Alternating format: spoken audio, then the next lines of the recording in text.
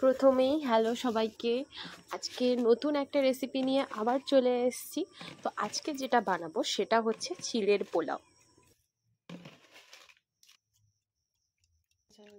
চিড়ের পোলাও বানানোর জন্য আমাদের প্রথমে লাগবে চিড়ে। কিছু চিড়ে আমি এখানে নিয়ে নিয়েছি। তারপরে আমি চিড়েগুলোকে ভালো করে ধুয়ে নিয়েছি, যাতে ওর যে অবশিষ্ট নোংরাগুলি থাকবে সেগুলো যাতে বেরিয়ে যায় ওই ধোয়া জলের মাধ্যমে। তারপরে আমি আবার একবার ধুয়ে নিচ্ছি। ধুয়ে নেওয়ার পরেই আমি আবার একটু জল দিয়ে সামান্য কিছুক্ষণের জন্য, যতক্ষণ আমি সবজিগুলো কাটবো ততক্ষণের জন্য আমি এটাকে জলে ডুবিয়ে রেখেছি।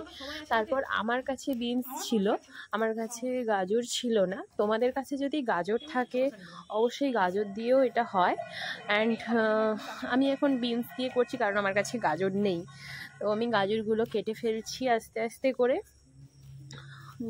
তো আমি একদম অল্প করেছি, যার জন্য আমি একদমই অল্প পরিমাণে বিনসগুলো কেটে নিচ্ছি। তারপরে দেব পেঁয়াজ। আজকে যেহেতু ভেজের কোনো ব্যাপার নেই, ভেজেও করা যেতে পারে, দেন তোমরা পেঁয়াজটাকে স্কিপ করে যাবে। তারপরে তোমরা এইভাবে চিড়ের পোলাওটা বানাতে পারো পেঁয়াজ ছাড়া।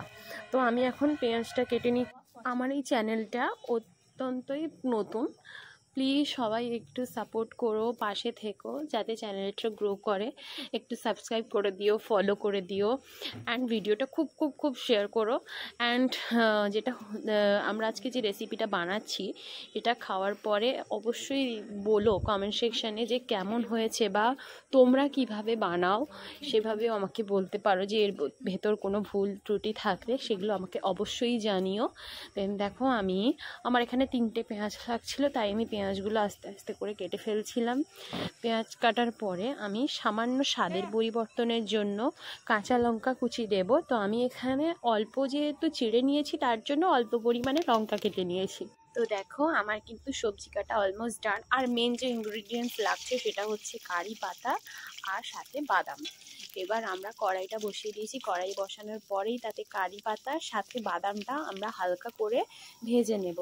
এরপর এটি যখন ভাজা হতে থাকবে আমরা কিছুক্ষণ এটাকে নাড়ার পরে এর মধ্যে আমরা পেঁয়াজটাকে দিয়ে দেব, এবং পেঁয়াজটা দেওয়া হয়ে যাবার পরেই ভালো করে পেঁয়াজটা যাতে একটু ব্রাউনিশ কালার আসে এমন করে আমাদেরকে পেঁয়াজটা ভেজে নিতে হবে হালকা করে।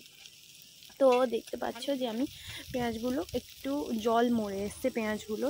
তো এবার জল মরে আসার পরে আমরা এর মধ্যে অ্যাড করব কেটে রাখা ভেজিটেবলগুলো। তো ভেজিটেবলের মধ্যে বিনসটা প্রথমে অ্যাড করলাম। বিনসটা অ্যাড করা হয়ে গেলে কিছুক্ষণ, বিনসটা যে একটুখানি টাইম লাগে সেদ্ধ হতে, তার জন্য বিনসটা আমি প্রথমে দিয়ে দিয়েছি। দেন বিনসটার মধ্যে যাতে একটু হালকা লবণ লাগে তার জন্য লবণ দিয়েও আমি ভেজে নিচ্ছি। ভেজে নেওয়ার পরে ভিজিয়ে রাখা যে চিড়েটা ছিল সেটাই আমি এখানে দিয়ে দিয়েছি, এবং চিড়ে দেওয়ার পরেও আবার আমি একটু লবণ দিয়ে দিয়েছি স্বাদের জন্য। এবার একটু হলুদ দিয়ে দিয়েছি যাতে কালারটা হয়। এবার হলুদ দেওয়ার পর হলুদটা যতক্ষণ থাকবে তার মধ্যে স্বাদের পরিবর্তনের জন্য আমরা এখানে অ্যাড করব সামান্য কিছু চিনি। এখানে কিন্তু তোমরা নিজেদের স্বাদ মতন চিনিটা ব্যবহার করতে পারো। তারপর আমরা আবার ভালো করে সব কিছুকে মিশিয়ে নেব। মিশিয়ে নেওয়ার পরে চিড়ের মধ্যে যে হালকা জলটা থাকবে সেই জলটা যাতে মরে যায় তার জন্য আমরা এটাকে নাড়তে থাকবো।